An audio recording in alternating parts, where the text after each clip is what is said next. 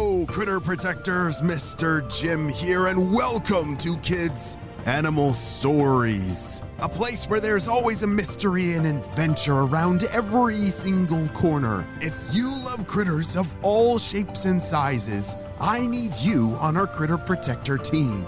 Join our adventure as we learn about critters from around the world and in our backyards.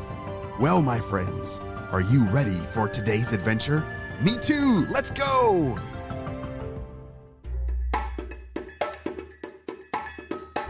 Sophie was a curious little red panda who loved nothing more than exploring the lush bamboo forests of the Himalayas. Have you ever heard of the Himalayan mountains? Yeah, these mountains reach across many different countries in the continent of Asia. Sophie lives in the mountain range in China. She was small and agile with a fluffy red coat and a big bushy tail that she used for balancing as she climbed through the treetops. Her black eyes sparkled with mischief. 1, 2, 3, you can't catch me! Sophie called to her parents as they tried to call her in for bed. Sophie lived in a cozy den with her mother and father, and every day they would venture out into the forest to forage for bamboo and other foods. She weaved in and out of bamboo shoots, up trees, and back down again. She was a very good climber, thanks to her sharp claws. And she had no problem at all balancing high above the ground thanks to that, fluffy tail. Every night, Sophie would try to spend just a few more minutes exploring. Pretty please, Mom. Can I just play just a little longer? Sophie asked. Now, Sophie, we've been through this before. Without sleep, you won't be ready for the day tomorrow, her mom replied. Okay. I guess I don't want to miss out on anything in the morning, Sophie said. And with that, she rested her head on her mossy pillow and nestled in for a good night's sleep. Red pandas make their dens in many different places. They use hollow logs, holes in trees, and even thick bamboo. They line their nests with moss or something soft, like maybe some soft leaves. Sophie's cozy bed was tucked in a tall thicket of bamboo. In the morning, Sophie was eager to get going with her day. She yawned and stretched her paws. She loved scampering around her den, investigating new sounds or interesting smells. This bright morning, she got a very strange smell and heard rustling in the bushes nearby. She crept closer, with her heart pounding with excitement, and peered through the leaves to see what could be making that noise. What could this be? She whispered to herself. To her surprise, she saw a group of very mischievous monkeys swinging through the trees, chattering and laughing as they played. The monkeys called out as they chased each other.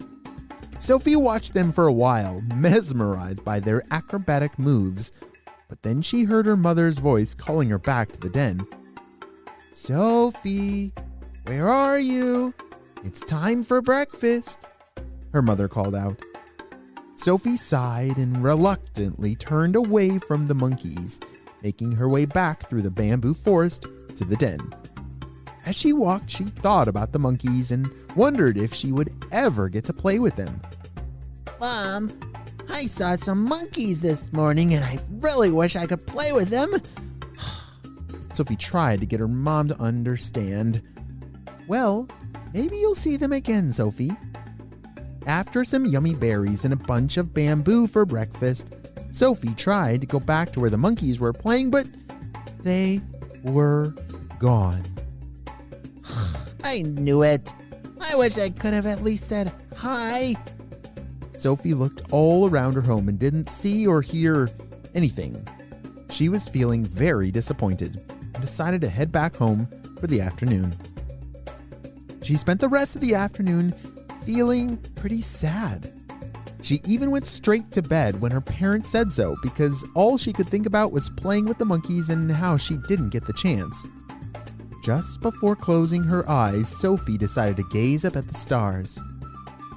Oh, if only I could make one wish. I'd wish for another chance to play with some new friends.